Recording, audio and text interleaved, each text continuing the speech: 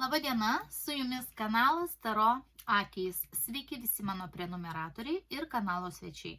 Šiandieną individuali taro kortų prognozė poniai J. Ir jūs, ponia J, ne pirmą kartą į mane kreipėtės, esu jums už tai dėkinga, ačiū už pasitikėjimą. Ir šiandien žiūrėsime jūs dominančius klausimus. Dėl darbo, kokie bus įvykiai artimiausi, dėl santykių, dėl psichologinės jūsų būsenos, kaip pagerinti, kaip seksis vaikams, dėl ko čia dar žiūriu, kad nepraleisčiau, dėl vaikų sveikatos matau, kad jūs irgi domina klausimai. Tai štai visus tuos klausimus pažiūrėsime. Kortomis, taro kortomis ir pirmiausia žiūriu jūsų vyro ir jūsų suderinamumą pagal stichijas ir gimimo datas. Matau, kad esate neutralaus suderinamumą. Manau, gal esu tai jums jau minėjusi, dar kartą patikrinu tuoj datas, noriu žvilgtelėti. Taip.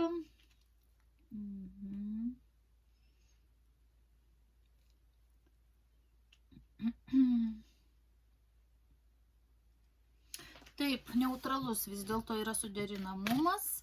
Ką reiškia neutralus suderinamumas? Tai yra gerai tada, kai vienas kitam duodate erdvės kvėpuoti. Kai nenustatinėjate labai ribų, nededate rėmų, nereiškite nesibaigiančių priekaištų, ten, nežinau, 5 minučių tikslumų, nereguliuojate vienas kitam gyvenimo. Geriau, kad yra tokie, suprantate, erdvė žmogui kvėpuoti, kad jūs žinote, kad neturite bijoti, kad aš pavėluosiu namo, neatsiliepsiu į telefono skambutį, ar ten negaliu kažkur pabūti, užsibūti. Žodžiu, komfortiškas buvimas kartu judviems priklauso nuo to, kiek jūs ribosite arba neribosite vienas kito. Kuo labiau ribosite, tuo labiau konfliktai ir įtampa didesnė santykiuose, kuo mažiau ribosite ir, kiekvienas turėsite daugiau laisvės savo gyvenime, atskiri pomėgiai, galbūt draugai, kažkas, suprantate, kad nereiktų kiekvieną minutę kito atsiklausti arba verštis į kito erdvę. Va tada santykiai gali būti idealūs, iš vis idealūs. Bet žinot, lengva kalbėti, gyvenime situacijų būna įvairiausių ir dabar jau žiūrėsime jas taro kortomis. Ir kadangi aš užsiminiau jau dabar jų dviejų santykių suderinamumą, tai logiška būtų toliau tokia seka ir žiūrėti. Tai dabar žiūrėsiu santykius, jų dviejų santykius. Ir beje, kortas žiūriu maždaug metams, iki metų. Labai ilgam laikotarpiui nereikia. Dažniausiai aš iš vis sakau geriausiai ten iki kokių plius minus 8 mėnesiai. Tegul būna maksimum metai. Nereikia taip labai toli žiūrėti. Tada išplaukia įvykiai labai jau toli. Gerai, maždaug metams įvykius žiūriu dabar ir pradedu žiūrėti jūsų santykius. Kas vyksta su santykiais ir kas vyks toliau su jūsų santykiais. Ką jūsų vyras galvoja apie jūs.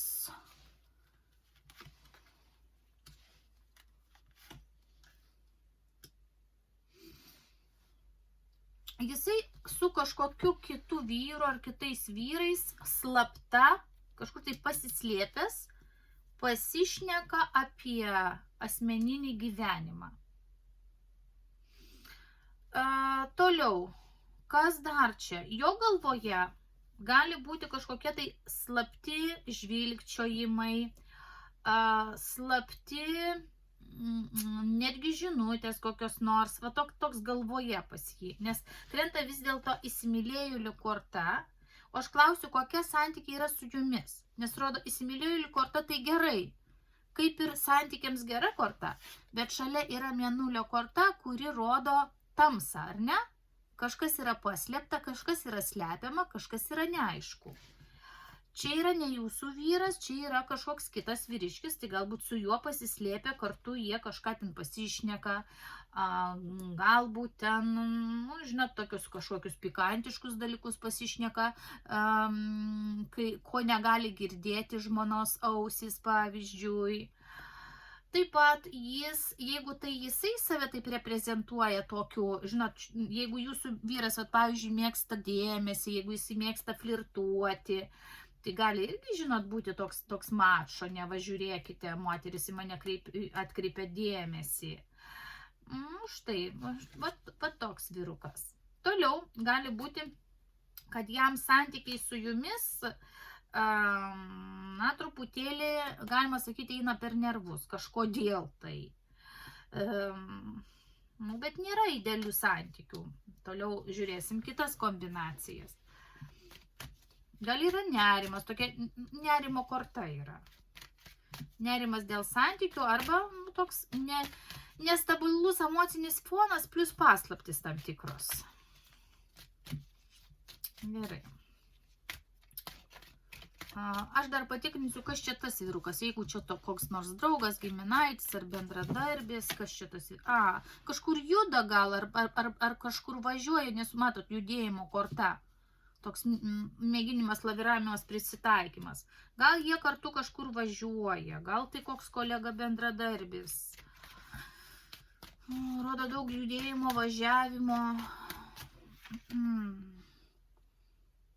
Dar kažkoks vyriškis. Reiškia, jo galvoje su kitais vyriškiais šnekėtis apie slaptus kažkokius tai meilės reikalus.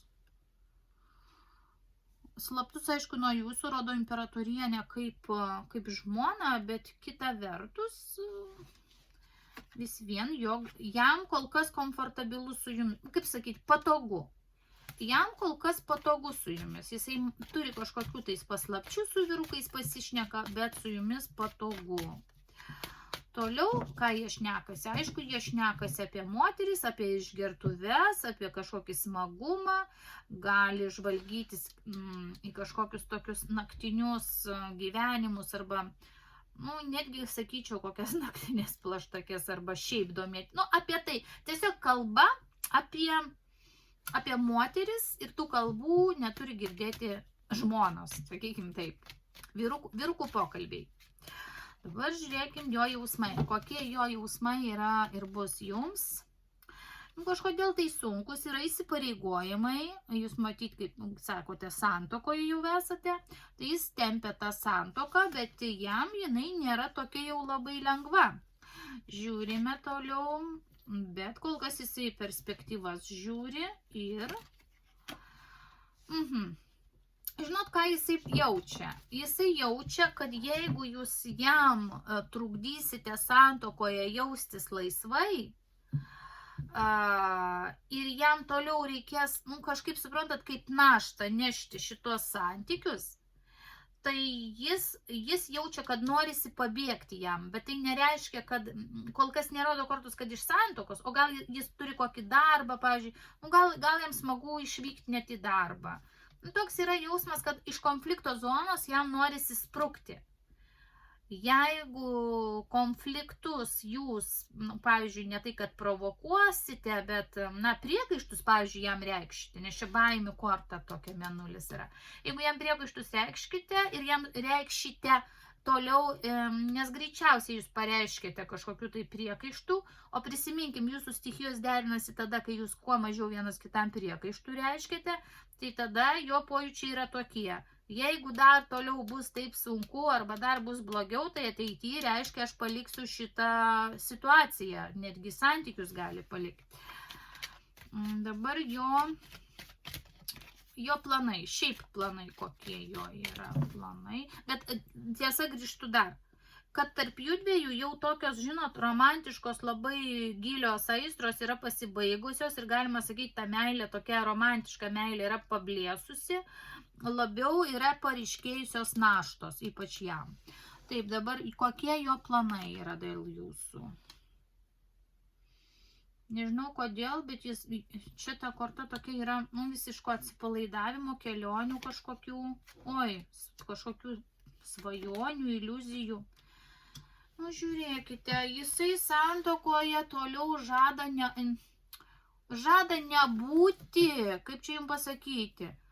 Ar tai labai rimtų nebūti, ar tai atsakomybių per daug neprisimti. Nes čia rodo, jam jaučia, kad jam per sunku, o jis nori lengvai. Nes čia matot, tokia kaip kvailio korta, tokio, šiandien diena gyvenu, smagu, kai bus rytoj taip. Ir čia dar tokios iliuzijos. Gyvena iliuzijose, gali jums svajoti, pasakoti kažką tokio, ko jisai neįvykdys. Ir čia tokia santuokos tradicinė korta, tai aš tik tiek galiu pasakyti. Jeigu iki šiol jūsų vyras, kitą kartą skraidė po debesiais, arba buvo toks kitą kartą kokios nors situacijos nesubrendęs, tai taip toliau ir bus. Gali jisai kažką svajoti santuokoje, ko nebus, arba apskritai jo gyvenime nebus, arba gali čia dar pasakoti visokius niekus, arba žadėti jums, prisikinėti, arba kažką tokio pasakoti, ko jis neišpildys, nei pusės to neišpildys. Štai taip. Ir atrodo, kad jisai žada toliau šitoj santuokoj, būti tokiu, ne tai kaip lengvabūdišku, bet jisai nebenori sunkios santuokos, nenori sunkių santykių. Va taip. Jis ieško lengvumo, ieško paprastumo kažkokio. Toks kaip pagal nulinę kortą, tai yra mažas nesubrendęs žmogus, kaip paauglys norėtų lyg gyventi. Žiūrėsiu jūsų pusę dabar. Kaip pas jūs? Jūs norite kažkokius draugus, drauges riboti arba kontroliuoti ir žiūrėkite, čia tokio šikštuolio korta. Matote, žmogutis taip nei už ką netiduoda, čia mano ir viskas, griežtai mano. Suprantate, tai toks, ir čia sena schema. Jūs galvojate taip kažkaip pagal seną schemą, kažkokį tokį, turite galvoj griežtą kalaviją, kad jisai mano ir viskas, žingsnis į šoną, viskas bausmė. Tai, suprantate, truputėlį žiūriu, kad pas jūs yra savininkiškas mąstymas šito vyro atžvilgiu. Kitaip tariant, aš turiu įtarimų, kad jūs pavyduliaujate šito vyriškio. Pavyduliaujate savo vyro. Bet pažiūrėjus jo kortose tą jo pusę, irgi galiu pasakyti, pavyduliaujate nebereikalo. Nebereikalo. Jisai kažkokių slaptų minčių, norų turi, tačiau konkreti moteris neiškrito. Nematau, kad jisai turėtų kažkokių tai rimtų planų su kita moterim, pasakysiu taip. O tokių visokių fantazijų, norų, tokių flirtų, pažaidimų, kažkokių nuotraukų, susirašinėjimų, o tokie gali būti. Pašnekėsiai su kitais vyrais, tokios iliuzijos, fantazijos. Gerai, dabar jūsų jausmai. Pas jūsų aistra jam, prisirišimas yra, mano čia jo korta. Į jūsų jausmų zoną krenta jisai.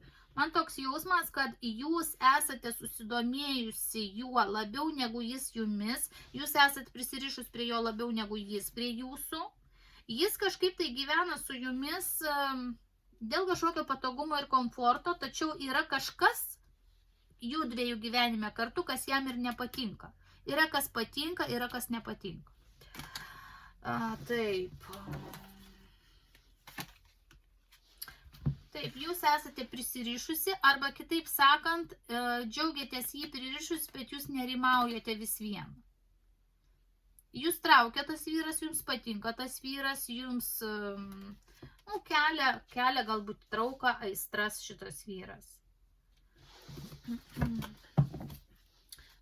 Bet pagal, žinot, pakabintoje aukos kortą, jūs visi tokioj kaip paklavietė jausmuose esate. Jūs tokie kaip savotiškai ir jums yra sunkumas ir kančia toje santuokoje būti, todėl kad, čia rodo vyrišką potenciją, jūs labai bijote, kad jis tos vyriškos potencijos nepradėtų dalintis su kitom damom. ką jums daryti?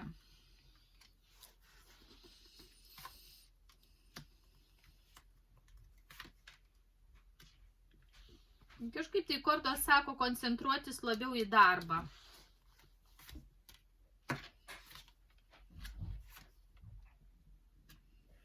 Ir stebėti situaciją. Stebėti situaciją, koncentruotis į darbą ir pačiai gudriai būti. Išsiaiškinti situaciją, va čia jūs. Jūs turite sekti, žiūrėti, stebėti, nujausti ir kur jums neaišku, turite vis vien išsiaiškinti, bet turite gudriai išsiaiškinti, o ne per konfliktus. Ne per konfliktus. Ar tarp jų dviejų situacija gali pasikeisti gerąją pusę? Nu, žinot, tai yra magas. Tam tikros manipulacijos jos bus toliau. Šansas gyventi toliau yra, bet kad kažkas čia labai keistusi, viskas bus labai panašiai. Jeigu jūs pareikšite labai daug priekaištų, galite prieiti prie to, kad gali būti ir teisinė korta rodo ir suprantat, skyrybų klausimas. Bet kol kas rodo namus, pastogę ir patogumą. O čia toliau konfliktą. Jeigu tie įtampa ir konfliktai dažnės, tai. Pati žinote, prie ko prieina per dažni konfliktai. Tai va. Aš nematau, kad santykiai nei gerėtų, nei blogėtų. Jūsų santykiai kaip tas fortūnos ratas. Bus tai geriau, tai blogiau, tai geriau, tai blogiau. Taip ir suksitės ratu. Taip kaip buvo, taip ir bus matyti. Kažkas tai tokio panašaus. Su įtampom, su tokiais, žinote, su nerimu ir vėl lyg viskas gerai. Štai šitaip. Aš matau, kad jūs kartu gyvensite tol, ypatingai kol jam bus patogu. Jeigu jam yra kažkoks tai patogumas su jumis gyventi, komfortas, patogumas, tai jis gyvens toliau. Tačiau jeigu jūs aštrinsite, pavyzdžiui, situaciją, na, sakykime, tam pavydo scenom, tada ir situacija jinai niekiek nepagerės. Jūs gal taip aštrindama arba jį saugodama norit pagerinti situaciją, bet iš tikrųjų galit tik pabloginti.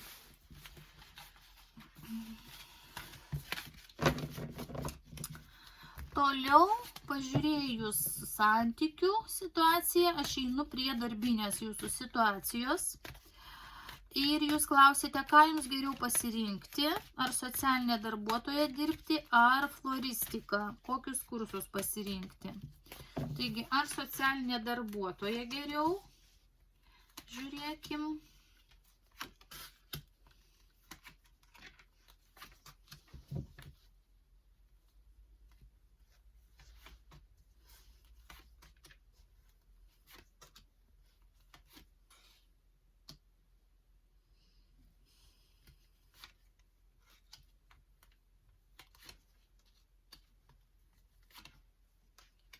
Žinau, taip aš pasakysiu. Kursus baigti įmanoma, bus kažkokių momentų yra sėkmingų, kad jūs galite sėkmingai dirbti, bet jums pačiai aš nematau komforto šitoje veikloje. Čia matau tik vieną tokį problematišką situaciją. Pasaulio korta pabaigai rodo, kad reikia užbaigti. Užbaigti galit kursus, bet čia galit užbaigti ir šitą darbą. Nes atsiranda aiškumas, kad reikia labai sekti situaciją, aiškinti situaciją ir netgi konfliktuoti. Rodo, kad šitas darbas yra pakankamai psichologiškai įtemptas. Ne tiek fiziškai, tiek psichologiškai. Rodo, žinot, situacijų gali būti tokių užsiplieskiančių konfliktų. Čia vėl rodo paslėptus konfliktus. Čia rodo irgi sekimas, stebėjimas situacijos, čia konfliktus, čia kažkokie įstatymai vėl problematiški dalykai. Dėl vyriškio rodo, dėl vaikų, galbūt reikės vėlgi tokius dalykus spręsti. Na, žinote,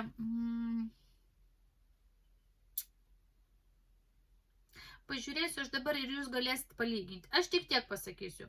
Jeigu jūs nebijote bendrauti su daug žmonių ir spręsti jų įvairias socialinės problemas, kurios, reiškia, dėl kurių kalta jūs nesate, bet galite būti kaltinama, tai būkit pasiruošusi susidurti su tokiais momentais savo darbe, jeigu dirbtumėt socialinė darbuotoja. Štai taip. Va čia atrodo, jūs ateitumėt kažko apžiūrėti, ar ne, rodo čia seklys, šviesa, o čia jau kaip skandalą rodo tokį. Reiškia, jūs galite būti kalta šiame darbe be kalties. Suprantate, jeigu atėjote į kokią nors šeimą pažiūrėti, patikrinti ar ką. Jei nebijote, sakau, spręsti visokias problemas su įvairiais žmonėmis, kurie turi problemų, suprantate, čia rodo darbą, kuriame žmonės yra dauguma nelabai laimingi ir jie gali jūs užkrėsti tą nelabai laimingą nuotaiką. Ir jūs turėsite tai sugerti. Jums reikės labai daug apsaugos, labai daug apsišarvuoti, kad jums atmušti šitą negatyvą, kad nepaveiktų jūsų, neparsineštumėt namo ir taip toliau. Kas čia dar? Vėl nemaloni tokia korta. Todėl pagalvokit, toks kaip pastrigimas, kaip turite situaciją, turėsite pažiūrėti visai kitaip. Ir tai nebus irgi lengva, nebus lengva. Psichologiškai, ta prasme, nebus lengva. Kad daug finansų pamatyčiau, čia aišku, kažkiek finansų bus, rodo, finansų bus, bet toliau tuom ir pasibaigė. Tai nėra dideli pinigai, iš to turėsite kaip ir taupyti, ar ne?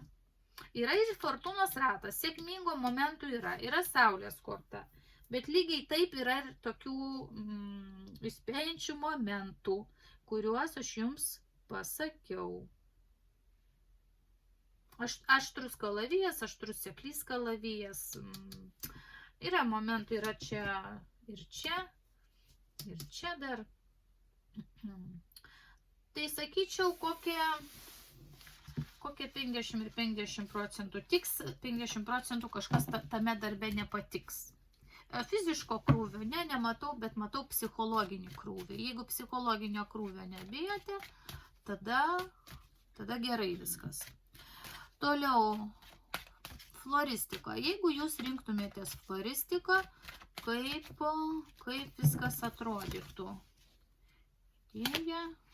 Atrodo, kad gerai. Atrodo, lyg pati labiau būtumėte savo tokia, pati savo kaip vadovas didesnis, bet žiūrim toliau. Rodo kaip magas su lasdelė, ir čia lasdelė, reiškia, jūs galėtumėte kažkokias, tai netgi jeigu esat kūrybinga, čia rodo floristikoje, aišku, ir taip, galėtumėte savo kažkokias kūrybinės idėjas irgi realizuoti. Ko jūs nematot prieš tai, kas čia aišku, kas visi mato, šia moteris kažkokia, aiškumo duotų, pamokytų kažkokia moteris, pagreitėtų įvykiai. Vėl visus neblogos kortos.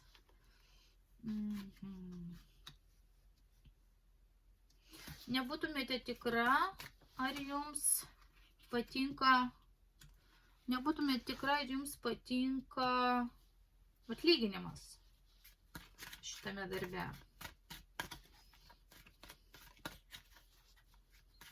Kaip pati matote, ne viskas dera, kaip matot, nesat visiškai pasirengusi tą floristiką, kaip kiti mato. Irgi kaip originalus sprendimas, viltis ir baimės, irgi bus galvos kažkokių skausmų, ko viskas baigsis. Yra fortūnos ratas, irgi visai, 50-50, fortūnos ratas ir aukščiau ir žemiau numeta.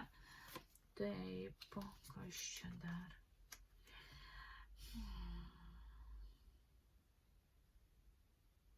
Čia matau, žinot, tokius trupučiuką finansiškai tokius reikalus.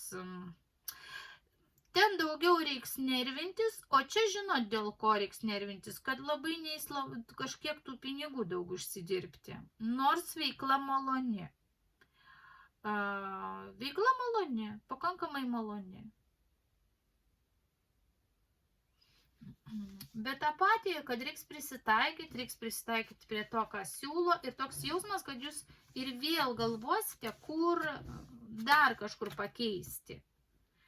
Nebent tai gali dar rodyti, kad jūs, jeigu baigsit floristikos kursus, galbūt dirbsit vienaip, o paskui norėsit mesti ir pereiti kitaip, arba kažką tokio pakeisti. O gal net savo galit pagalvoti kažką truputėlį su floristika, netgi kombinuoti, dirbti kur nors, kaip samdomas darbuotojas floristikoje, bet šalia dar ar internetu, ar kaip mėginti kažką išvystyti savo, ar jums pavyktų. Na, čia priklauso nuo jūsų. Jūsų korta apkrenta, jūs esat monetų karalienė, turit sugalvoti, reiškia, strategiją. Čia jau tokių kūrybinių daugiau idėjų eina išsiplėsti. Ta pirma veikla socialinė darbuotojai, gal ir pinigų eina daugiau susitaupyti, bet nervingumo daugiau. Čia smagiau, kūrybingiau, jeigu norite truputį tokio laisvo kūrybinio polėkio, galima čia, pinigučių turbūt trupučiuką mažiau, bet dar plus rodo kažką vystyti šalia, kažką tokio, kokias kompozicijas, kažkur nišų ieškoti, rodo kortus. Dar šalia ieškoti kažkokių tai nišų, bet rodo, kad jeigu floristiką pabaigsit, galbūt kur pradėsit dirbti, galbūt netgi pakeisit dar kitą vietą, galvosit, kur padidinti finansus, kažką keisit. Darbo vietos stilių, darbdavi kažką vėl keisit. Tai va šitaip nelygu, kaip jūs norit, ramesnių nervų ir trupučiuką su kūryba mažiau pinigų, ar vis dėlto nebijote bendrauti ir spręsti žmonių socialinės problemas ir išklausyti jų piktas mintis, tačiau gauti daugiau atlyginimo, stabiliau viskas atrodo. Gerai, va šitaip. O dabar po vieną kortą. Ar socialinė darbuotoja, ar floristika. Abi kortos tokios gan įdomios. Socialinį darbuotojai reikia išminties, rodo, daug išminties, plus rodo senyvą žmogų. Dar pagalvokite, ar mėgstate bendrauti, ten rodė vaikais, o čia jau rodo senyvą žmogų. Gal jums reiktų prižiūrėti. Toliau ir viską išklausyti, ir kantrybės reikia, kantrybės ir laiko. Ar floristikoje kas čia? O, idėjos, vėl idėjos, energija, toks polėkis, toks smagumas, žaismingumas, ekstravagantiškai viskas. Aha.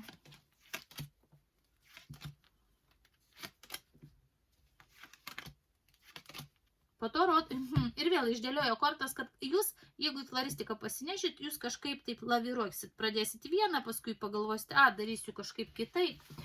Tai va taip kortas rodo. Žinot, jeigu norit žaismingumo ir smagesnės aplinkos, geresnės nuotaikos, tai tada floristika. Ir jeigu esat kūrybingas, save laikote. Toliau, kaip susitvarkyti savo psichologinę būseną, klausite. Rodo seną schemą. Jūsų rodo fantazijas, prisigalvojimus. Jūs prisigalvojate tiek, ko nėra. Paslaptis kažkokias, intuicija kažkaip jūsų veikia. Ar kas padėtų atsikratyti to? Sunkiai kas padėtų, ar padėtų magijai, nes čia jau viena magiška korta. Galbūt padėtų veikla, pinigų uždirbimas, kažkoks veikla, koncentracija į save ir į pinigus padėtų. Ir vėl gudravimas. Padėtų jums originalūs sprendimai ir koncentracija ties savimi. Ne koncentracija ties vyru, o koncentracija ties savimi, savo darbu, savo ten veikla, savo ten kursus, kokius jūs ten pasirinksite, ir savo pinigų uždirbimu. Jeigu jūs sugebėsite koncentruotis į tas veiklas, tada mažiau galvosite, mažiau koncentruosite į paties vyro gyvenimą. Toliau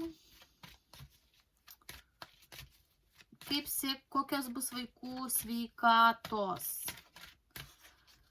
Na kągi, vyriausio vaiko sveikata.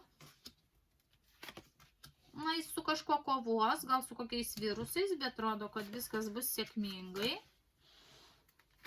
Toliau, vyresniajam pasisaugoti tamsos arba tokių, žinot, nelaimingų atsitikimų ir smulkesnių ir stambesnių, tegu žiūri, kur eina, tegu vairuoja atsargiai, tegu per gatvę eina atsargiai, tegu su įrankiais prietaisais įvairiais atsargiai tegu elgesi. Elektra tegul atsargiai elgesi. Tegu vairuoja, neskuba vairuodamas, nes rodo, vairuos greitai ir nepamatys kažko. Akis tegu, ar gerai mato, pažiūri, kad šiaip gali rodyti akis, bet gali rodyti ir taip, kadangi čia koks nors įvykis, kažkur, kaip sakoma, pulsė, kaip akis išdegęs ir kažką pasidarysi. Tai vat atsargiai, čia rodo atsargumo reikia. Neskubėti, kad nesusižaloti. Čia rodo gynybą. Viskas gerai, kom viskas baigsis. Viskas turėtų būti, viskas įsispręs, jeigu jisai nuo viruso atsigins, išgys, tabletės kažkas, jeigu piliulės kažkokias rodo, o šiaip pasisaugoti greičio ir netikėtų įvairiausių įvykių, kad pats per kažkokį skubėjimą, neapgalvojimą, neatsakingumą, nepasidarytų sveikatai kažką blogiau. Dabar vidurinysis vaikas. Vidurinysis vaikas.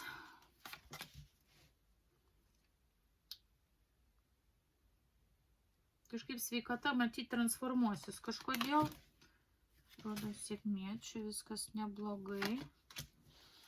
Kaip atsigavimą rodo. Taip, ginsis. Šeimas, viltis ir baimės, kom viskas baigsis. Aha, labiausiai rodo viduriniajam vaikui, tai yra viduriniai, rodo kraujo galbūt tyrimus pasižiūrėti, ten pulsą, kraują, darbą, kad nenusilptų kraujas, maistas nepersidirbtų, čia yra darbas, galbūt vairuoja, dirba, kažką daro, valdo kažką sunkiai, gali sveikata pasikeisti ir, suprantate, dar yra tokios kortos, kurios rodo, kad gali labai nestipriai reikštis tam tikros ligos, kurios yra genetiškai paveldėtos. Arba pagal likimo rato, kad suka ratą, sezoniškumą, tai gali būti sezoninės ligos, arba vėl išlysti apie save duos žinoti tie negalavimai, kuriuos jinai, tas jūsų vidurinysis vaikas yra jau turėjęs. Toliau dėl mažiausio vaiko žiūriu sveikatos.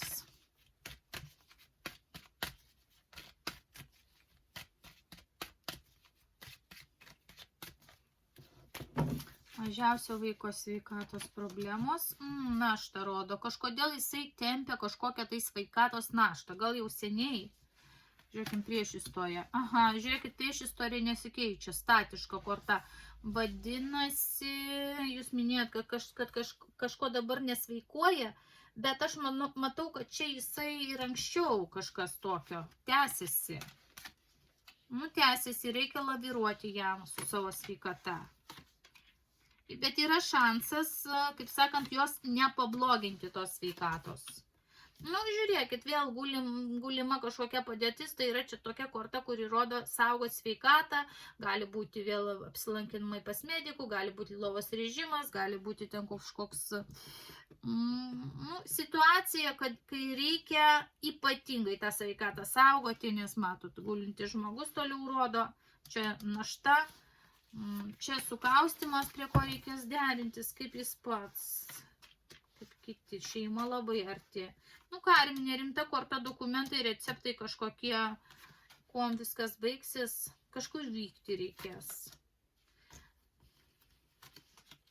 Bet po to vėl toks, žinot, aš pasakysiu tai, balanso korta, jinai rodo, kad eis palaikyti balansą, bet tai nereiškia, kad sveikata pagerės. Tai reiškia, kad sveikata balansuos, jinai nei blogės, nei gerės, kadangi rodo, kad jinai nesikeičia ir anksčiau tų kažkokių panašių problemų, kaip dabar buvo, tai jos, žinot, balansuos va taip ir toliau. Gerai, kad neturėtų pablogėti. Taip, toliau, kokie dar bus, šiaip sakot, įvykiai. Pažiūrėsiu visas jūsų svarbes ir svarbiausias gyvenimo sritis. Apžvelgsiu, ką kortos dar parodys, gal kažką patars, įspės, kokie jūs būsite per ateinančius metus. Žiūrėkit, susirūpinusi pasirinkimu arba meilės klausimais.